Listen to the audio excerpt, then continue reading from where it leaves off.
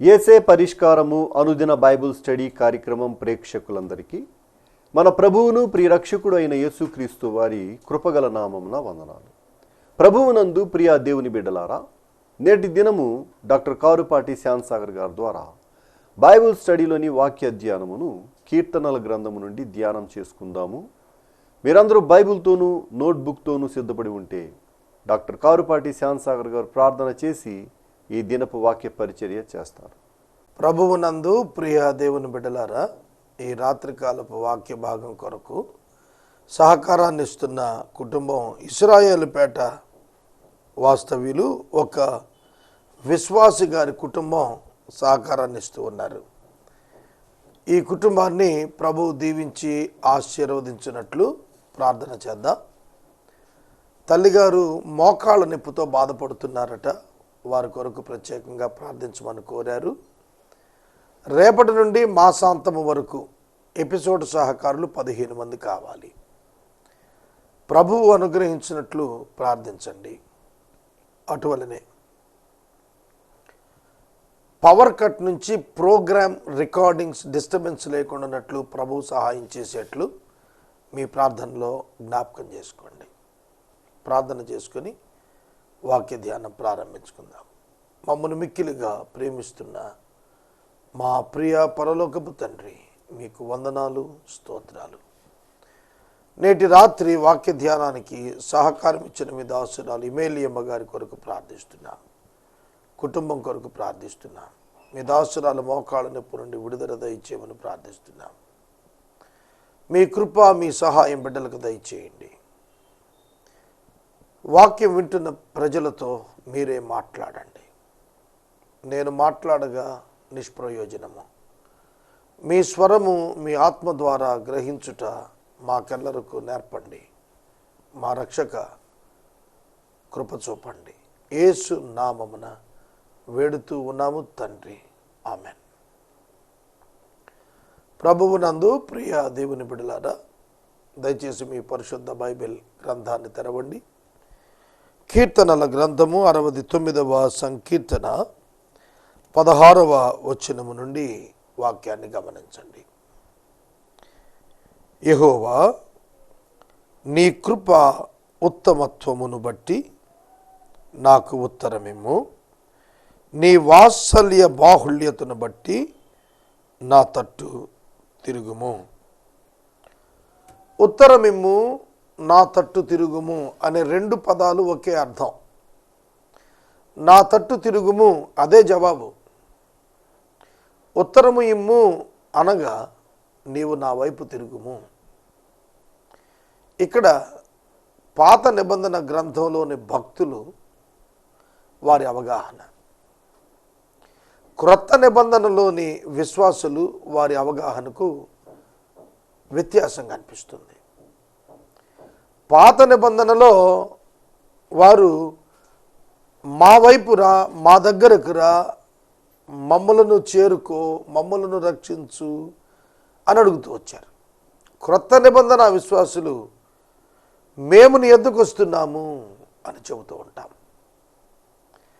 దేవా నీవు మా దగ్గరకు రా అని పాత నిబంధన వాళ్ళు అన్నారు అని అంటే క్రీస్తు ప్రభువు యొక్క physical appearance and arrival in first coming expect చేస్తూ చెప్పిన మాట. మనమైతే ఆయన వచ్చి ఉన్నాడు గనుక రక్షకుడుగా మనమే వెళుతున్నాము.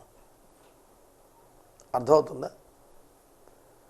కనుక వారి మనసులలో ఒక రక్షకుడు వస్తాడు, మా కొరకు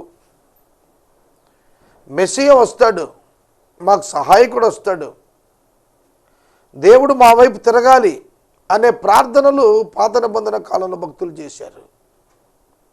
క్రొత్త నిబంధనలో రక్షకుడు వచ్చాడు.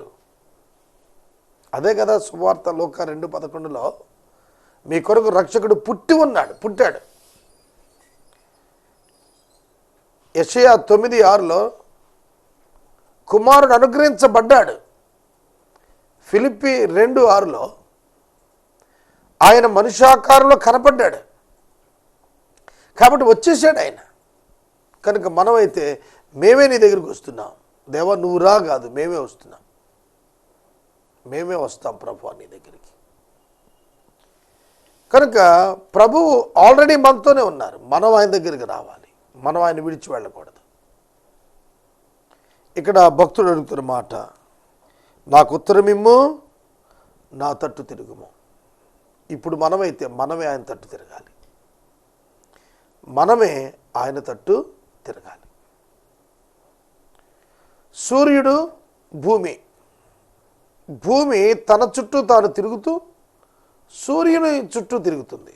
సూర్యుడు కాన్స్టెంట్గా ఉన్నాడు. కానీ మనమేమంటాం, ఉదయాన్నే సూర్యుడు వస్తాడు అంటాం, సూర్యుడు అస్తమించాడు వెళ్ళిపోయాడు అని అంటాం. కానీ వాస్తవంగా సూర్యుడు కదలటం లేదు, భూమి కదులుతోంది.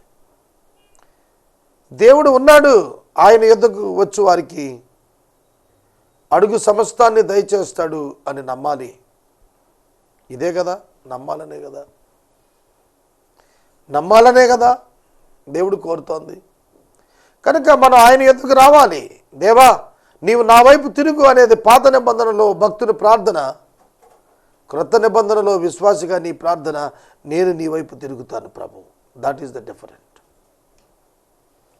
డిఫరెన్స్. ఈ రాత్రి వాక్యం వింటున్న నీవు ఒకటి గుర్తెరగాలి, నీవు ఆయన వైపు తిరగాలి. 2, ఆయన మన పట్ల ఏ విధంగా ప్రవర్తిస్తాడనేది అంటున్నాడు. నీ కృప ఉత్తమత్వం, నీ వాత్సల్య బాహుళ్యం. కృప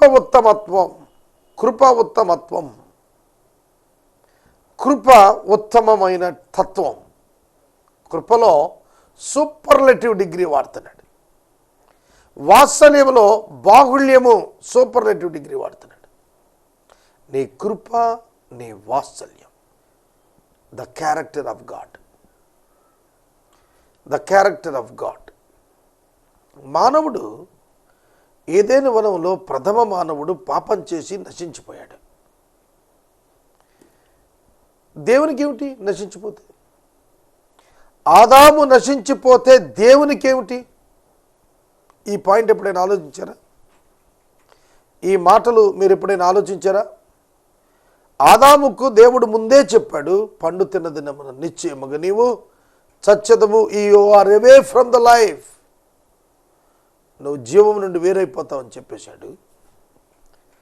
అది తెలిసి కూడా తిన్నాడు ఆదాము. స్వయంకృత అపరాధం, పాపం చేశాడు, మరణం తెచ్చుకున్నాడు. మరణించి నశించిపోతే మానవుడు దేవునికి ఏమిటి? God's character cannot accept. దేవుని యొక్క గుణలక్షణం అంగీకరించదు మానవుడు నశించిపోవటానికి. ఎంత గొప్ప దేవుడు అండి, ఎంత గొప్ప దేవుడు. మానవుడు పాపం చేస్తాడని దేవునికి తెలుసు, పాపం చేశాడని దేవునికి తెలుసు, పాపం చేసి పారిపోతున్నాడని తెలుసు. అయినను వెంటాడుతూ వస్తున్న ప్రేమ, కృప, వాత్సల్యం, ఈ పదాలకు ఆలోచిస్తున్నప్పుడు హృదయం అంతా దేవుని పట్ల కృతజ్ఞతతో నిండిపోవాలి. సోదరుడా, సోదరి, కృప ఉత్తమత్వం చొప్పున నాకు ఉత్తరమయ్యా. కృప, grace to the unworthy people.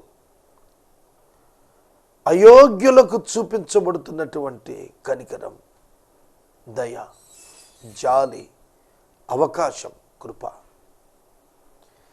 అది ఆయన యొక్క క్యారెక్టర్, అది ఆయన యొక్క గుణలక్షణం, శీలము. శీలం అది దేవుని శీలము, కృప.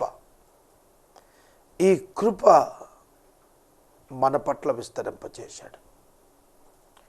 మనం పాపము చేసినా ఆయన కృప చూపటం మానలేదు. మనం అవిధేయులమైన ఆయన కృప చూపటం మానలేదు. అందుకనే భక్తుడు అన్నాడు, నా పాపములను బట్టి నీవు నాకు ప్రతిఫలం ఇయ్యలేదన్నాడు. నా దోషాలను బట్టి నీవు నన్ను నాశనం చేయలేదు, కృప చూపించావు. అవును, ఆదాము పాపం చేశాడు, ఆధ్యాత్మిక మరణం కొని తెచ్చుకున్నాడు. కానీ దేవుడు విడిచిపెట్టలేదు. దేవుడు అతని నాశనానికి అప్పగించలేదు. దేవుడు అతనికి తీర్పు తీర్చలేదు. దేవుడు అతనికి తీర్పు తీర్చలేదు. ఈ యొక్క సమయంలో నేను మనవి చేస్తున్నాను, సహోదరుడా, సహోదరి, ఈ రాత్రి వాక్యం వింటున్న నీ జీవితంలో దేవుని కృప ఎంత ఉన్నతముగా ఉన్నదో నీవు తెలుసుకోవాలి. తీర్పు తీర్చలేదు, అగ్నిగుండానికి పంపించలేదు. మరేం చేశాడు? జవాబిచ్చాడు. ఎలా జవాబిచ్చాడు? తానే స్వయంగా దిగి వచ్చాడు. చర్మపు చొక్కాయలు చేయించాడు, ధరింపచేశాడు. రక్షణ కార్యం తానే సంపూర్ణం చేశాడు. తన కనికరాన్ని కనపరిచాడు. ఇందులో హ్యూమన్ పార్ట్ ఏమీ లేదు, మానవుని యొక్క ప్రమేయం ఏమీ లేదు. ఆఖరికి ఆదాము పశ్చాత్తాపం కూడా పడలేదు, పైగా దేవుని నిందించాడు. మనుషులు మనందరం అంతే. We all are same and one. మనందరం ఒక్కటే, ఒకే పాపం, ఒకే ఆలోచన, ఒకే తలంపు, ఒకే చెడు.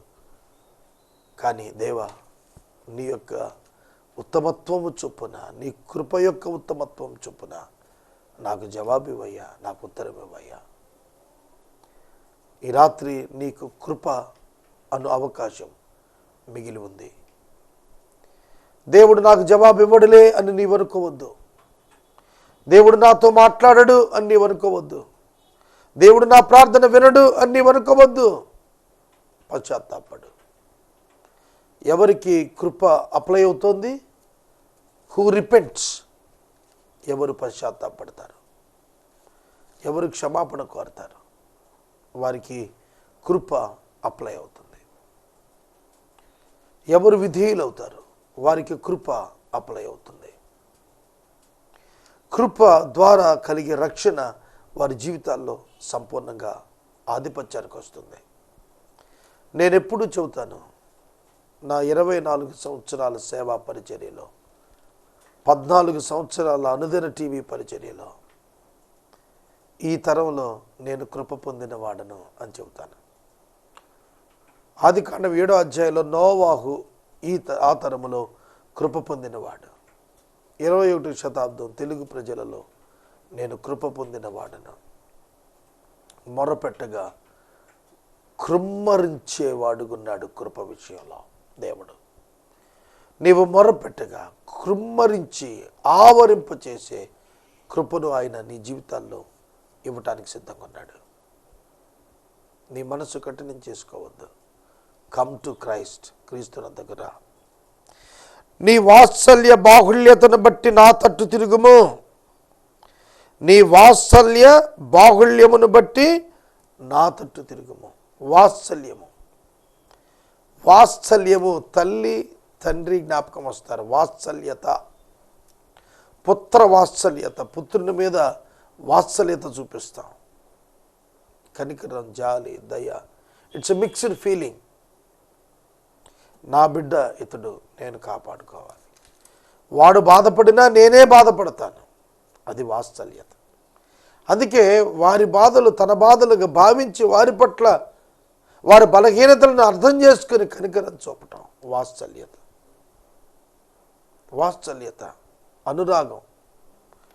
అనురాగము, వాత్సల్యత, అనురాగము, ఈ రెండూ కూడా దేవుడు చూపించి తీరుతాడు. అదే ఆయన క్యారెక్టర్, ఆయన శీలము. సోదరుడా, అది ఆయన శీలము. వాత్సల్యత బాహుళ్యము ఎంత గొప్పది అంటే విశాలమైన వాత్సల్యత మన పట్ల చూపించగలుగుతాడు. నీ సేవకునికి విముఖుడవై ఉండకము. నేను ఇబ్బందిలో ఉన్నాను, త్వరగా నాకు ఉత్తరమేమో. నేను ఇబ్బందిలో ఉన్నాను, recognising that he is in trouble. అర్థమవుతుందా? తాను సమస్యలో, ఇబ్బందిలో ఉన్నాడని గుర్తెరుగుతున్నాడు. తాను సమస్యలో ఉన్నాడు అని గుర్తెరిగి దేవుని యొక్క సహాయము కొరకు త్వరగా రమ్మని చెప్పి అడుగుతున్నాడు. సేవకునికి విముఖుడు అయి ఉండకము అని అడగాల్సిన పని లేదు. ఆయన విముఖుడు కాడు. దేవుని సేవకులకు ఆయన ఎన్నడూ విముఖుడు కాడు. సింహపు పిల్లలైనా లేమిగొంటాయి కానీ దేవుని పిల్లలు లేమిగొనరు. దేవుని సేవకుని యొక్క పాదములు పర్వతముల మీద సుందరములు. దేవుడు అంటే ఏమనుకుంటున్నారు? సేవకునికి ఉత్తమ స్థానాన్ని ఇస్తున్నాడు. ఎంత ఉత్తమ స్థానమో తెలిసినా, వాక్యోపదేశము చేయువానికి ఆ ఫలము పొందుతున్నటువంటి విశ్వాసి రెట్టింపు సన్మానమునకు పాత్రులుగా ఎంచాలని చెప్పి ఆయన చెబుతూ ఉన్నాడు. రెట్టింపు సన్మానానికి పాత్రలుగా ఎంచాలి వాక్యోపదేశకుల్ని. కానీ వాళ్ళు తిట్టుకుంటున్నారు కదా. రెట్టింపు సన్మానానికి పాత్రలుగా ఎంచుతున్నారా వాక్యోపదేశకుల్ని, సువార్థికులని, మీ కొరకు ప్రార్థించేవారిని? అలా చేయటం లేదు. వాళ్ళ సంఘాల్లో మనమే ఉద్యమం తీసుకురావాలి. డబ్బుకు ప్రాధాన్యత పోవాలి, త్యాగానికి ప్రాధాన్యత రావాలి. వాత్సల్య బాహుళ్యత. ఇబ్బందిలో ఉన్నానయ్యా, త్వరగా రాయ్యా, నన్ను విడిపించుమయ్యా, నాకు ఉత్తరం ఇవ్వయ్యా. ఇబ్బందిలో ఉన్నావా? మొరపెట్టండి. నాకు ఒక ఇబ్బంది వచ్చింది, నేను చాలా సమస్యను ఎదుర్కొన్నాను, వ్యతిరేకతను ఎదుర్కొన్నాను, నేను మొరపెట్టాను, దేవుడు నెమ్మదినిచ్చాడు. నీకు కూడా చెబుతున్నాను, నీ ఇబ్బంది ఏమిటి? ఫైనాన్షియల్ ప్రాబ్లమా? నీ ఇబ్బంది ఏమిటి? జ్ఞాపకం ఉండటం లేదా ఒక విద్యార్థిగా? నీ ఇబ్బంది ఏమిటి? అనారోగ్యమా? You can come to God and ask him to deliver. దేవుని ఎదుగు నువ్వు రావచ్చును, వచ్చి నీవు విడుదల అడగవచ్చు. God is ready to give you. దేవుడు నీకు ఇవ్వటానికి సిద్ధంగా ఉన్నాడు. 17వ వచనం, నా యొద్దకు సమీపించి నన్ను విమోచింపుము, నా శత్రువులను చూచి నన్ను విడిపింపుము. ఇది దావీదు యొక్క మాట. వ్యక్తిగతంగా తీసుకోవచ్చు, ఒక పాపి యొక్క ఆక్రందనగా దీన్ని మనం రెండవ కోణంలో ఆలోచన చేయొచ్చు. నా యొద్ద సమీపించి నన్ను విమోచించుము. విమోచించటానికి సమీపించాల్సిందే. అర్థమవుతుందా? విమోచించటానికి సమీపించాల్సిందే. ప్రభు అన్నాడు, ఒకరిని అగ్నిలో నుండి లాగినట్టు లాగమన్నాడు. అంటే you need to enter in to the fire. ఒకరిని రక్షించాలి అంటే నీటిలో నుండి నువ్వు కూడా నీటిలో దూకాలి. ఒక వ్యక్తి అగ్ని ప్రమాదంలో చిక్కుకున్నాడంటే అతన్ని రక్షించాలి. You have to enter. నువ్వు వెళ్ళాల్సిందే, లోపలికి వెళ్ళాల్సిందే. షడ్రక్ మెషక్ అబేద్నెగోలను అగ్నిగుండంలో వేస్తే దేవుడే స్వయంగా వచ్చాడు అగ్నిగుండంలోకి, అగ్నిని చల్లార్చాడు శక్తిని. కాబట్టి ఇక్కడ చెబుతున్నాడు, సమీపించాల్సిందే. నువ్వు నన్ను సమీపించి విమోచించు. సమీపించి అనే పదం చాలా జాగ్రత్తగా ఆలోచించాలి. పాత నిబంధనలో సమీపించి అనేటువంటి పదం దేవుని విషయంలో చాలా ధైర్యం చేసి మాట్లాడటమే. యెహోవా అనే నామాన్ని ఉచ్చరించడానికే వాళ్ళు గజగజలాడతారు యూదులు. అలాంటిది దేవా నన్ను సమీపించు అని అన్నాడు అని అంటే he knows that Messiah will come. యేసుక్రీస్తు వస్తాడని దావీదు ఎక్స్పెక్ట్ చేస్తున్నాడు.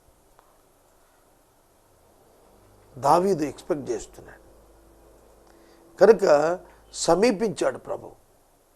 పాత నిబంధనలో సమీపించరాని తేజస్సు, క్రొత్త నిబంధనలో నరావతారి అయి తానే మనలను సమీపించాడు. జక్కయ్య త్వరగా దిగుము, నేడు నేను నీ ఇంట ఉండవలసి ఉన్నది. సమీపంగా వచ్చాడు. జక్కయ్యకు సమీపంగా వచ్చాడు. యేసు దగ్గరకు జక్కయ్య రాలేదు, జక్కయ్య దగ్గరకు యేసు వచ్చాడు. జక్కయ్య యేసును సమీపించలేదు, యేసే జక్కయ్యను సమీపించాడు. జక్కయ్యను పిలిచాడు, జక్కయ్య ఇంటికి వెళ్ళాడు, జక్కయ్యను విమోచించి విడిపించాడు.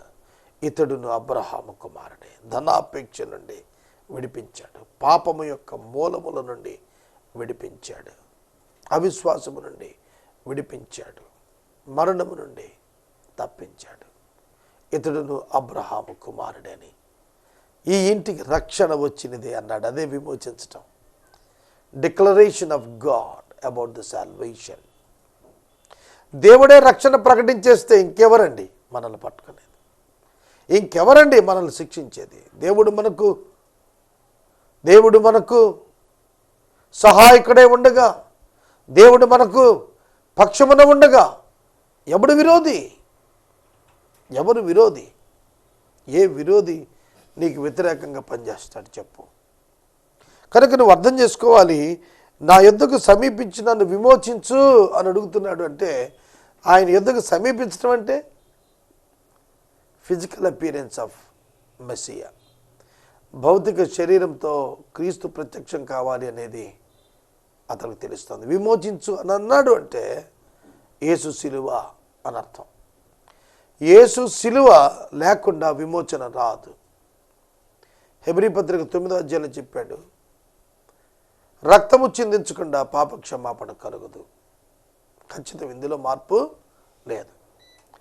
రక్షణ రావాలంటే రక్తం చిందాలి. రక్తం చిందాలంటే యేసు రావాలి. యేసు దేవుని గొర్రె పిల్లగా వచ్చాడు. అందుకనే యోహాను భక్తుడు తన శిష్యులకు పరిచయం చేశాడు, ఇదిగో లోక పాపములను మోసుకొని పోవు దేవుని గొర్రె పిల్ల.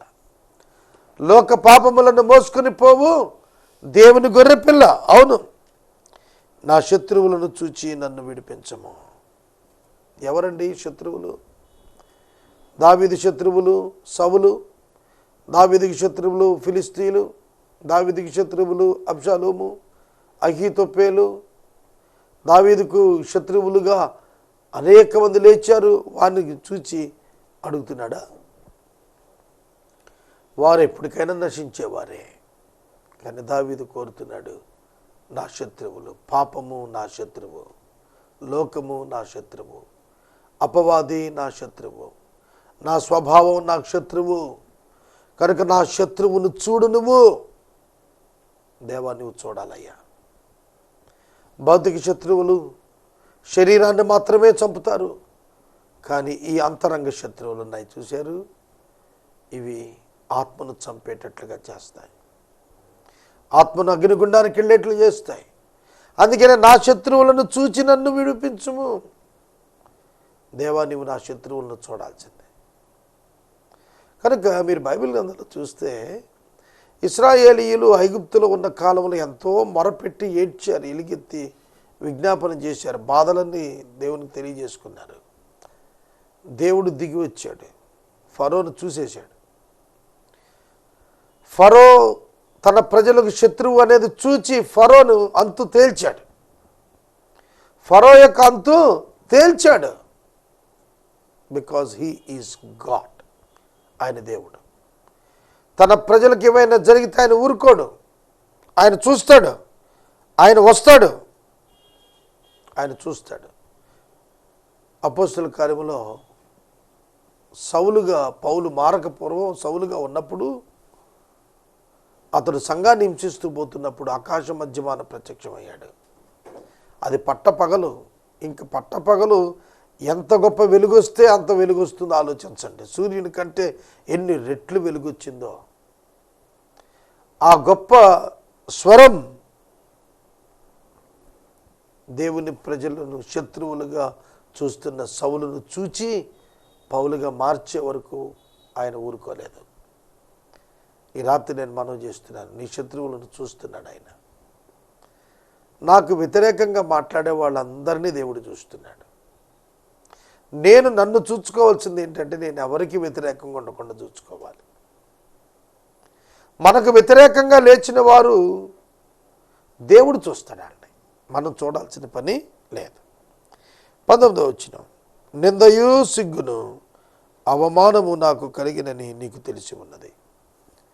నా విరోధులందరూ నీకు కనబడుతున్నారు. సిలువ దృశ్యం ఇందులో కనిపిస్తోంది నాకు. సిలువ మీద వేలాడుతున్న యేసుక్రీస్తు ప్రభువుకు నింద కలిగింది, సిగ్గు కలిగింది, అవమానం కలిగింది. ఇది దేవునికి తెలుసు. సాధారణంగా నింద, సిగ్గు, అవమానం అనే పదాలు మనకు ఏదో ఒక పీరియడ్లో, ఒక సమయంలో కనిపిస్తూనే ఉంటాయి.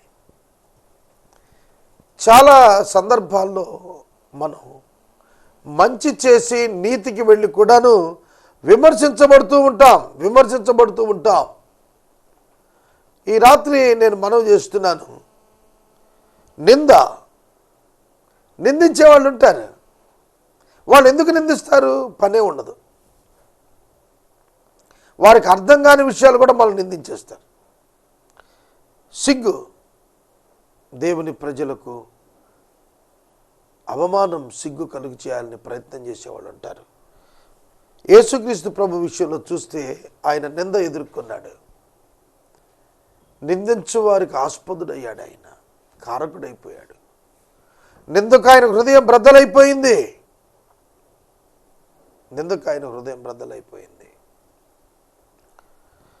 అవమానం కలిగింది. వస్త్రము లేనివాడుగా వేలాడాడు. సిగ్గు కలిగింది. ఏదైనా వనమున పాపము చేసిన అనంతరం ఆదాము ఏవైతే అనుభవించాడో ఆ అనుభవాలన్నీ యేసుక్రీస్తుకు సిలువలో కలిగాయి. ఒంటరివాడైపోయాడు. అందరూ విడిచి వెళ్ళిపోయారు. చీకటిలో సృష్టి దూరమైపోయింది. దేవుడు కూడా విడిచాడు. దేవుడు యేసును విడిచెను, ఒంటరి వాడయ్యాడు. ఆదాము పాపము చేసి ఒంటరి వాడయ్యాడు.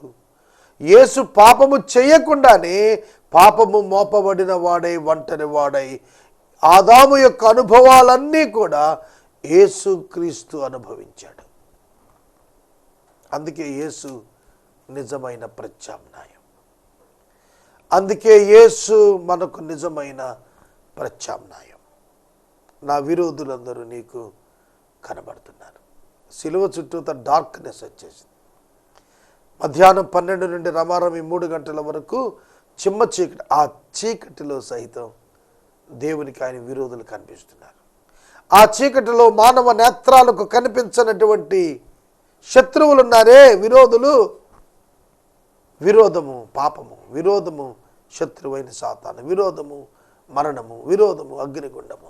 ఈ విరోధులన్నీ కనబడుతున్నారు. ఆయన ఈ విరోధులను సెట్ చేశాడు. సిలువలో ఏం చేశాడు? మానవులకు విరోధముగా ఉన్నటువంటి సాతాన్ని, మరణాన్ని, పాపాన్ని అన్నింటికీ ఆపరేషన్ చేశాడు. ఆయన నాశనం చేసి పారేశాడు. కనుక మనకు పైకి ఏం కనపడదు, లోపల ఆయన అన్ని కార్యాలు సెట్ చేశాడు. ఈ రాత్రి ఇక్కడ నేను వాక్యాన్ని విడుదల చేస్తున్నాను. యేసుక్రీస్తు సిలువ 1000 ఏండ్లకు పూర్వమే దావీదు ప్రవచనాత్మకంగా ఆ దృశ్యాలు వర్ణిస్తున్నాడు. ఈ రాత్రి కాలపు వాక్య భాగమునకు సహకారము ఇచ్చిన కుటుంబం ఇశ్రాయేలుపేట వాస్తవ్యులు ఒక విశ్వాసి గారి కుటుంబం సహకారాన్ని ఇస్తున్నారు. సహోదరికి ఆరోగ్యము ప్రభు ఇచ్చినట్లు ప్రార్థించమని మనవి చేస్తున్నాను. ఎపిసోడ్ సహకారులు కావాలి, దయచేసి ముందుకు రండి, ప్రార్థనలో ఏకీభవించండి. ఈ వారం మనం హోలీ వీక్లో ఉన్నాం. ఈ శుక్రవారం గుడ్ ఫ్రైడే, రాబోతున్న ఆదివారం ఈస్టర్ పండుగ. ఈ సందర్భంగా అనేక మంది సేవకులు వాక్యాలు చెబుతున్నారు. పరిష్కారం కొనసాగింపు కొరకు ప్రార్థించండి. మనము ఇంతవరకు డాక్టర్ కారుపాటి శ్యాంసాగర్ గారి ద్వారా బైబిల్ స్టడీలోని వాక్య ధ్యానమును కీర్తనల గ్రంథము నుండి ధ్యానం చేసుకున్నాము. ఈ కార్యక్రమం ద్వారా మీరు పొందుకునుచున్న ఆత్మీయ మేలులు ఒక ఉత్తరం ద్వారా మాకు తెలియచేయండి. మీ ప్రార్థనా మనవులు మాకు తెలియచేస్తే ఏసే పరిష్కారం కార్యాలయంలో ఏర్పాటు చేసిన ప్రత్యేక ప్రార్థనా శిబిరంలో మీ కొరకు ప్రార్థిస్తాం. మీ కుటుంబ పక్షముగా ఒక ఎపిసోడ్ ప్రసారం చేయాలనుకున్నారు మాకు తెలియచేస్తే మా సిబ్బంది మీ గృహాలను దర్శిస్తారు. ముగింపు ప్రార్థన ఆశీర్వాదాలతో ఈ కార్యక్రమాన్ని ముగించుకుందాం. ప్రార్థన చేసుకుందాం. మమ్మల్ని మిక్కిలిగా ప్రేమిస్తున్న మా ప్రియ తండ్రి, మీకు వందనాలు, స్తోత్రాలు. వాక్య విన్నపెట్టలను దీవించండి. మా ప్రభు ఎమ్మెల్యేమ్మ గారికి ఆరోగ్యం ఇవ్వండి. నూతన ఎపిసోడ్ సహకారాలను పంపించండి. మా రక్షకుడా, ఈ రాత్రి యేసే పరిష్కారానికి ఒక ఇన్వర్టర్ ప్రసాదించండి. యేసు నామములో అడుగుచున్నాం తండ్రి, ఆమేన్. మన తండ్రి అయిన దేవుని ప్రేమ, కుమారుడిని యేసయ్య కృప, పరిశుద్ధాత్మని అన్యోన్య సహవాసం సదాకాలం మనందరికీ తోడై ఉండును గాక. ఆమేన్.